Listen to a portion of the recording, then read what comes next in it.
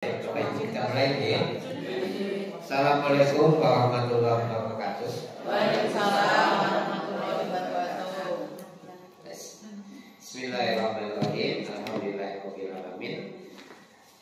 Bapak Ibu peserta Kolanis yang saya hormati dan saya banggakan, alhamdulillah pada pagi hari ini kita bisa kembali hadir dalam pertemuan bulanan dalam keadaan sehat, insya Allah tetap bahagia, Bapak Ibu sekalian. Baik Bapak Ibu sekalian, gimana kabarnya, sehat? Alhamdulillah Sehat. Senang saya bisa bertemu kembali dengan Bapak Ibu semua, ya, dalam keadaan sehat.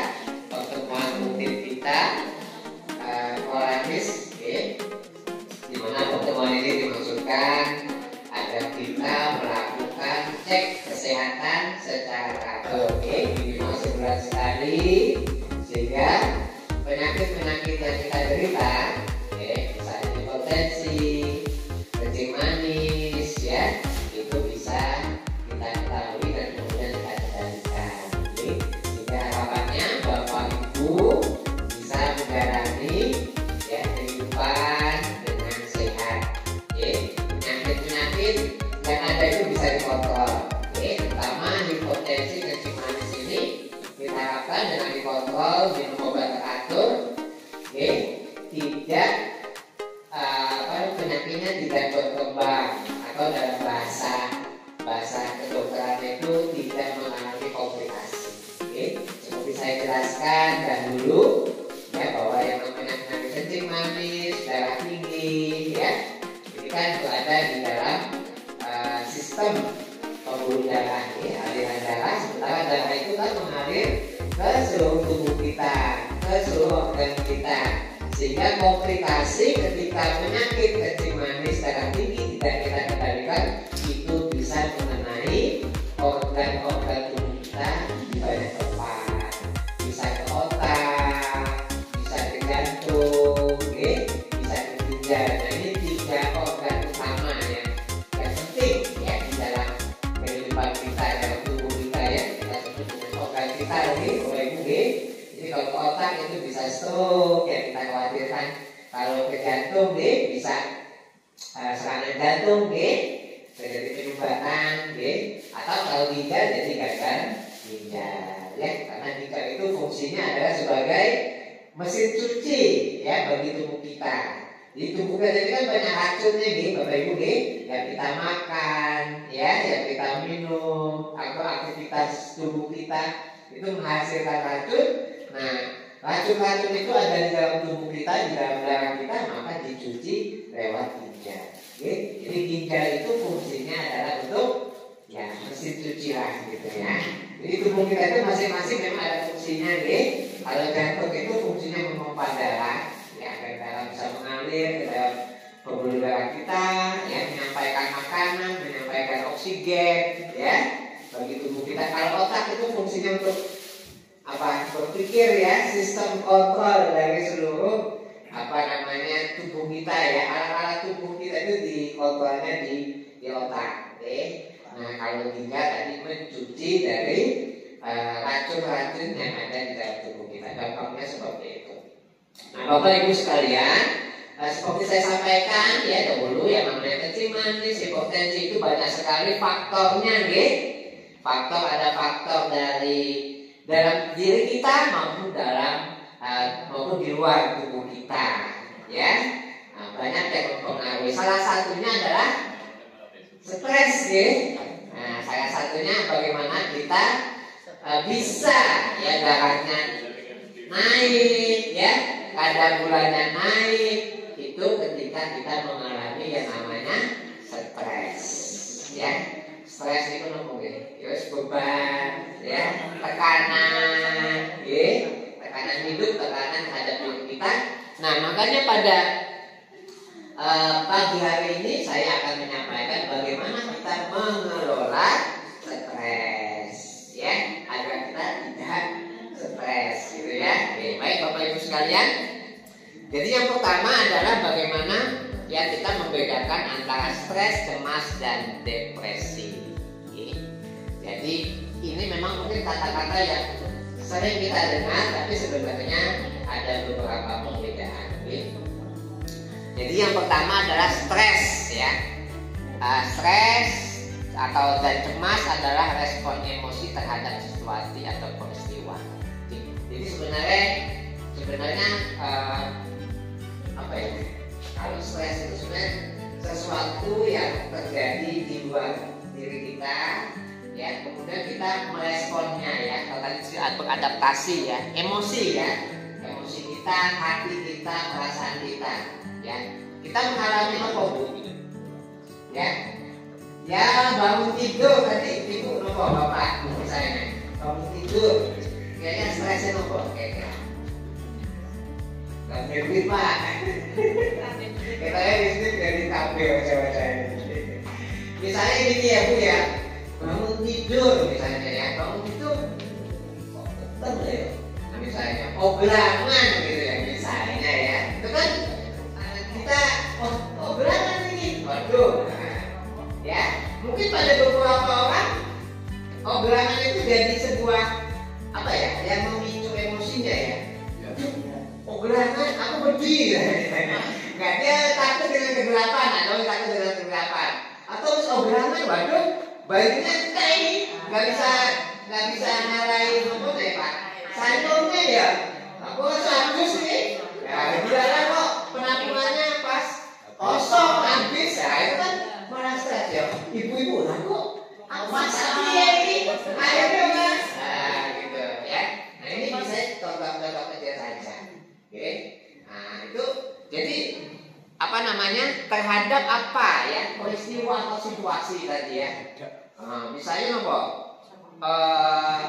ya tadi saya contoh berangan ya mati lampu ya kemudian apa ya gasnya habis ya peristiwa kan itu ya peristiwa nopo melebu putunya rewel marah putu itu peristiwa itu ya tombolnya nganyari ya kan ya tombolnya nganyari itu kan peristiwa yang membuat apa kita tuh kadang tadi emosi ya nah itu namanya stres ya kehilangan ya dompet ya HP kacamata ya mulut ya jadi apa ya banyak hal ya nah itu membuat kita stres ya tekanan ya nah kalau cemas itu sebenarnya lebih cenderung kemudian kita menjadi cemas termasuk khawatir ya nah kalau depresi itu sebenarnya sudah jadi gangguan ya nah, sebenarnya kalau stres itu sebenarnya tadi peristiwanya, ya tekanannya, hal yang kita alami. Nah itu bisa membuat cemas, ya bisa juga membuat depresi. Oh depresi itu sedih bu ya, sedih yang mendalam, ya sedih yang mendalam. Dia sudah menjadi sebuah gangguan. Cemas juga sebenarnya sebuah gangguan, ya.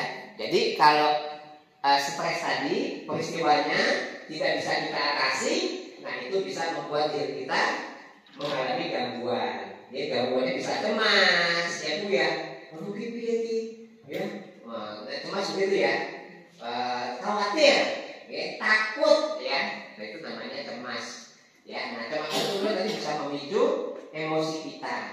Kalau depresi itu sedih ya bu ya, sedih yang mendalam, misalnya apa? Kehilangan seorang, misalnya paling gampang ya, seorang sedih ya, sedih yang mendalam. Mungkin keinginan tidak tercapai, ya. Seorang anak, ya bu ya, misalnya pengennya kuliah tadi, ya, cita-citanya tinggi, ya, pengen jadi guru, ya, ternyata kok nggak keterima, gitu ya, nggak bisa jadi guru. Ya, misalnya gitu ya, sedih dia, ya. Nah, jadi kemudian membuat dirinya akhirnya depresi sekali, ya.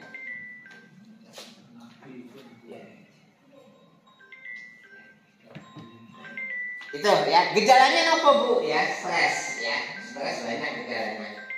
Misalnya, ya, itu bisa kan?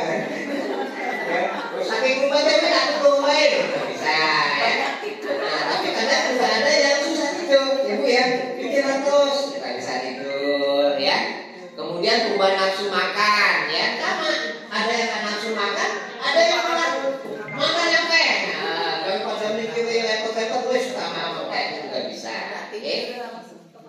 Ya kemudian berat badan, ya tadi ya. Ya karena nggak mau makan, gak enak makan kan lama-lama badannya jadi kurus, ya. Atau sebaliknya badannya jadi gemuk. Oke? Sering menangis ya tadi, ya. Sering lupa karena hilang konsentrasi, ya. Jadi kalau sedang stres itu nggak konsentrasi, ya. Khawatir tadi ya hal-hal yang nggak jelas, ya. Kemudian ototnya tegang itu ya. Kadang-kadang itu sampai bisa sampai apa gejala-gejala itu bisa loh. Ya kram-kram itu bisa, ya. Tak sekolahnya itu biasanya gitu, wedi kalau Pak Guru, ya Bu, takut, cemas, ya. Misalnya mau lomba, ya toh, dan malah kejang-kejang itu dia bisa, ya. Nah, mudah tersinggung, ya Bu ya. Itu karena emosi, jadi ya kalau orang lain ya baik, ya. Tapi ya kita salah toko, gitu kan? Ya, merasa sedih, mudah marah, ya toh, ya tadi karena emosi mudah marah, ya. Kadang masalah pencernaan tadi ya. Orangnya cemas, mules perutnya, ya, diare, ya, bisa, ya. Kalau sering sakit perut, diare, kehilangan minat seks, wah ini harus berkurang kok, Pak ya, ya. Dan yang muda-muda bisa juga Ibu ya. Ngomong lagi sedih kok ya, lagi cemas pasti juga, ya, seksnya berkurang. Menunda pekerjaan ya, tadi orang lagi banyak pikiran pekerjaannya gak rampung-rampung ya. Mungkin Bapak Ibu yang dulu pegawai ya pernah mengalami gitu. Kalau kita sedang mumet ya, garapannya gak rampung-rampung. Okay. Kemudian apa? Sakit kepala ya, pusing ya, detak jantung berdebar-debar ya. Kadang ada yang bisa sering pingsan ya, berkeringat, gigi apa tuh? Berketek-ketek gitu ya. Pokoknya perasaannya gak enak kan, ya. Nah, itu gejala-gejala orang sedang stres, ya. Jadi stres ini gejalanya banyak lah, ya. Tadi sudah saya sampaikan, ya, Bapak Ibu ya. Dan kita pasti pernah mengalami, ya. Saya ya pernah, gitu. Namanya stres pernah, ya. Apa Pak? Stres ya Pak, ya banyak ya. Kalau cucu Ya, saya kalau mau ujian lah, saya penakaran ya Pak Guru ya. Kita Bapak Ibu mau sekolah ya. Saya pokoknya mau ujian ya, ujian kedokteran. Wah itu stres. Ya kalau cuma ujian tulis itu nggak stres ya, bareng-bareng. Kalau yang ngontek kalau kan begitu ya. Nggak stres. Tapi kalau kedokteran itu ujiannya itu kan kalau pas ujian mulai kelas itu kan pendidik langsung hadap-hadapan, hadap-hadapan sama dosen, ya. Jadi kita bahas kasus ya. Jadi nanti ujiannya gini, yuk ngambil pasien gitu kan, pasien. Terus ya pas bagian mata ngambil pasien mata itu kan, nanti udah kita harus ditakoni tentang pasien ini gitu ya. Mulai dari hasilnya gejala penyakitnya apa, ya. Nah kemudian nanti kira-kira yang perlu diperiksa apa. Pemeriksaan fisiknya apa, terus nanti habis itu pengobatannya gimana, prognosanya gimana. Wah itu udah membuat kita stres ya. Kadang-kadang belum ketemu dosennya udah mulus ya Bu ya, mulus gitu ya. Iya ketemu dosen guys ya, zaman dulu dosennya kira-kira Pak, kalau saat ini Pak dosennya api-api nanti saya sekarang nggak ada dosennya. Ya, dosennya santinya api-api ya, kayak guru juga api-api lah gitu ya, baik-baik gitu ya. Saking baiknya malah muridnya jadi gantian ya, muridnya galak-galak ya. Kalau dulu waduh, dosen itu benar galak ya Pak ya.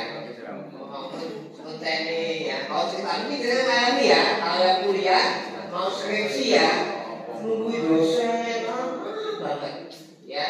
Ya saya gitu nungguin dosen mau konsultasi itu nungguin ya Bu ya. mana di kampus gak mau. Neng kono wae, neng apa neng rumah. Nah, saya nunggui ke rumahnya, praktek. Enggak, kan dokter saya ya. Praktek itu teladan Bu. Ya, dokter. Saya dulu dokternya dokter jiwa ya.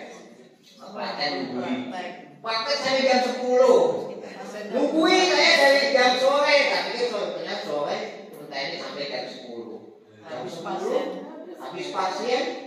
Mau pesan deh, besok wae. Waduh, balik lagi. Ya, kalau dulu seperti itu ya, kuliah zaman kedokteran zaman dulu galak-galak dosennya, ya, galak-galak. Jadi saya itu dulu kuliah ya, kalau koas itu kita itu harus ngapalin ya. Sekarang namanya kita tuh punya IR itu Indonesia Raya. Indonesia apalan Bu ya, maksudnya IR apalannya apa nih dosennya ya. Jadi kakak kelas itu kalau kita mau masuk ini kita udah ngubungin dulu ya, kemarin masuk itu IR-nya apa nih IR-nya. Ya kebiasaan dosennya apa, terus kita apalin ya. Oh dosennya senangnya gini ya. Yang satu, kue mesti pagi harus naik koran, itu solo pos ya. Kudu koran, jadi kalau masuk politik kan ada korannya, pada korannya dia udah senang. Oh korannya nggak ada, wes senangnya nih ya. Kita kan di acara ya. Ya dulu seperti itu. Ada saya itu dosen itu, ya pokoknya kita itu apa harus nunggu dia, ya. Nah, nunggu dia itu jadi apa? Begitu dia masuk itu ya masuk.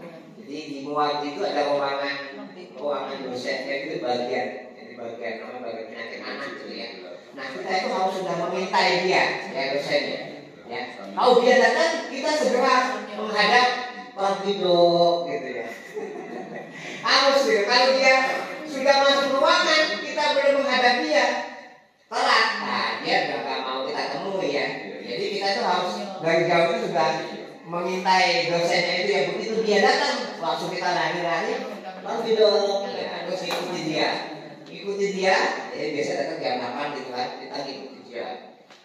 Pertama itu ke visit ke bangsa-bangsa ikuti gitu ya, ikuti sampai 1 jam muter-muter poli, muter-muter bangsa bersama pasien sambil ditanya-tanya sama dia. Pasiennya apa?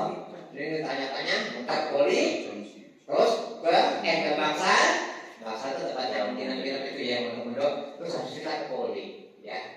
Di poli kita mengikuti beliau bersama pasien-pasien yang rawat jalan itu ya sampai jam 1 jam 2 gitu ya.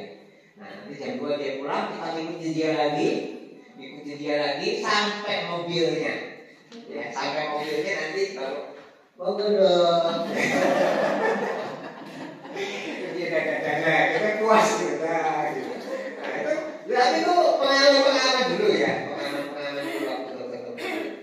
Ada yang modernnya seperti ya lucu-lucu lah pokoknya, tapi ada yang baik ya. Ya jadi kalau jadi dokter dulu zaman itu nasib-nasiban ya Pak ya, dulu ya, bukan masalah pintar atau enggak ya. Ada teman saya umroh, jadi S1 umroh, tapi pas koas itu kalau ujian nggak lulus. Karena apa? Nasib-nasiban ya. Iya karena kita kan ujiannya kalau koas itu diundi. Jadi ada 6 dosen, kita ada 6 orang diundi ya. Itu kan dosen siapa? Nah dosen itu ada yang kira, ada yang baik, ya. Nah diralat, dosen umroh kita. Nah kalau dia dapat dokter yang kira terus, ya nggak lulus. Tapi dokter yang baik, ya. Dokter yang baik itu, ya pokoknya saat ketemu dia semuanya lulus. Nah, ketemu dia pasti lulus, gitu ya. Nah, jadi senang gitu ya. Ketemu malah dosen itu gitu. Apa sih yang kamu nggak paham? Tanya dia, udah lulus bilang gitu. Gimana udah lulus ya? Macam-macam ya. Baik kita lanjut ya. Jadi semua pasti mengalami stres. Nah kenapa stres ini tadi sudah saya sebut di awal ya, berkaitan dengan penyakit terutama darah tinggi, hipertensi ataupun kencing manis. Ya ketika stres itu ada bisa meningkatkan ya tensi gitu ataupun gula darahnya. Oke. Ya, stres yang berlebihan tadi sudah membuat tubuh merespon sehingga jantung berdebar-debar, tensinya bisa naik. Ya, kalau DM itu akan merangsang hormon ya, hormon sehingga kemudian produksi kadar gulanya menjadi naik. Lanjut Mbak. Nah ini. Nah kalau tidak terkendali tadi peningkatan gula darah, peningkatan tekanan darah, mendukung emosi yang negatif, merusak pemikiran, memicu makanan yang berlebihan. Oke. Lanjut. Manajemen. Ya, sekarang manajemen stres ya dan mengelola pikiran. Coba menit Mbak. Ini dibatasi 30 menit. Baru 20. Tadi saya nggak hitung. 20 menit lagi ya. Nah, manajemen ya. Jadi Bapak Ibu kita pasti semua mengalami problem hidup ya. Nah, tidak ada manusia yang tidak mengalami problem hidup ya. Kita pasti mengalami peristiwa, kejadian. Nah, tinggal bagaimana kita mengelolanya ya. Manajemen stres adalah mengelola stres yang ditimbulkan selama menjalani pengobatan ya, menjalani hidup inilah ya. Manajemen stres diperlukan ya, pengelolaan pikiran yang baik ya, karena emosi stres tadi ada hubungan dengan emosi dan pikiran, maka yang harus kita kelola adalah pikiran atau emosi kita. Teknik mengatasi stres dikenal dengan teknik coping. Coping adalah pikiran-pikiran khusus dan perilaku yang digunakan individu untuk mengatur tuntutan atau tekanan yang timbul dari hubungan individu dengan lingkungan dan keadaan sekelilingnya. Okay.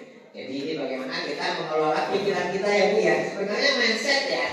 Jadi yang namanya stres, mengolah kehidupan itu hubungannya dengan stres, mindset. Atau sering kata orang bijak ya, bagaimana kita selalu berpikir positif ya. Positif ini apapun yang kita hadapi ya, kita selalu berpikir positif. Oke. Nah ini sih sebenarnya beberapa teknik saja ya. Tapi sebenarnya intinya Bapak Ibu sekalian, dalam mengatasi stres itu tadi ya, kita selalu berpikir positif. Apapun yang kita alami, kita coba ambil hikmahnya. Ya, tidak ada satu kejadian yang kita alami pasti mengandung hikmah, gitu ya. Kalau kita orang beragama, pasti ya semua itu baik bagi kita. Ya, tidak ada satu kejadian kecuali pasti ada hikmahnya bagi kita. Ya, nggak ada yang sia-sia. Ya, nggak ada yang sia-sia. Yang penting bagi diri kita adalah sikapnya, bukan hasilnya. Ya, jadi saya dulu sering diberi nasihat ya. Yang penting kita itu berusaha. Ya, Allah itu, Tuhan itu tidak melihat hasil yang kita dapat. Oke, yang penting kita berusaha. Yang Allah nilai itu, yang Tuhan nilai itu usahanya, bukan hasilnya. Kalau manusia kadang menilai hasil ya, kalau manusia ya, tapi kalau Tuhan itu tidak. Yang penting kita sudah berusaha ya, kita tidak dituntut untuk hasilnya ya. Nah ini beberapa contoh mengatasi stres. Mungkin ada yang orang ini dengerin musik, mungkin bisa ya, dengerin musik ya. Ini mungkin teori barat ya, teori barat ya, dengerin musik ya. Nah kalau kita dilembangkan lagi musiknya ya, mungkin kita pilih musik-musik yang slow ya. Jangan stres malah musiknya musik rock gitu ya. Nah kalau kita yang mungkin orang-orang beragama mungkin musik-musik yang religius ya, lagu yang religius ya, mungkin sholawatan. Sekarang banyak YouTube ya, banyak YouTube bisa didengarkan sholawatan atau lagu-lagu religi. Ya atau mungkin kalau bagi yang muslim mendengarkan Al-Quran, mendengarkan tilawah, ya itu bisa menenangkan hati kita. Kemudian bermain dengan hewan piaraan ya, hobi ya mungkin ya bisa ya. Kemudian tadi menangis ya. Jadi kadang-kadang kalau orang sedang stres itu jangan tahan ya Bu ya. Menangis nggak apa-apa ya. Jadi bapak-bapak juga menangis betul menanggung ya Pak ya. Biasa. Jangan wah, pokoknya aku harus nangis ya. Nanti saya dianggap lemah, ya dianggap cengeng. Tidak apa, nangis itu apa ya? Juga bisa untuk mengeluarkan emosi. Ya, mengeluarkan emosi beban ya. Tidak apa nangis ya. Misalnya di kamu tuh orang yang kita cintai meninggal, terus kita kuat-kuat. Bahwa sendiri nggak kita nangis, kenapa? Mengeluarkan air mata itu ternyata juga apa ya? Positif ya bagi tubuh kita. Menangis itu mengeluarkan air mata. Menulis, melukis, ya berolahraga, ya mendiskusikan, ya ngobrol, mungkin sharing, ya mencari konseling. Ya, jadi banyak sekali ya, ibu-ibu, bapak-bapak hal yang bisa kita lakukan, ya untuk mengelola stres ini. Ya. Jadi yang pertama,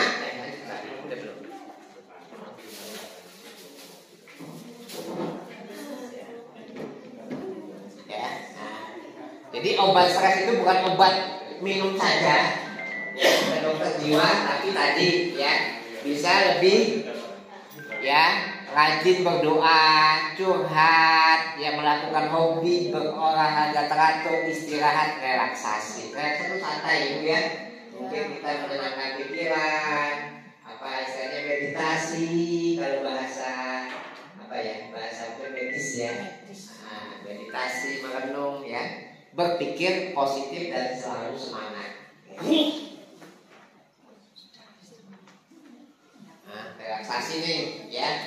Boleh ya sekali-sekali kita itu duduk tenang, ya, tarik napas, ya. Kemudian kita coba merenung, bersyukur, ya. Kalau kita juga diajarkan ya Bu ya, agar kita itu tidak stres, kita selalu melihat ke bawah terhadap kejadian-kejadian yang kita alami, agar kita tidak merasa berat, itu kita melihat ke bawah. Oke, kalau kita mungkin misalnya ya, kok saya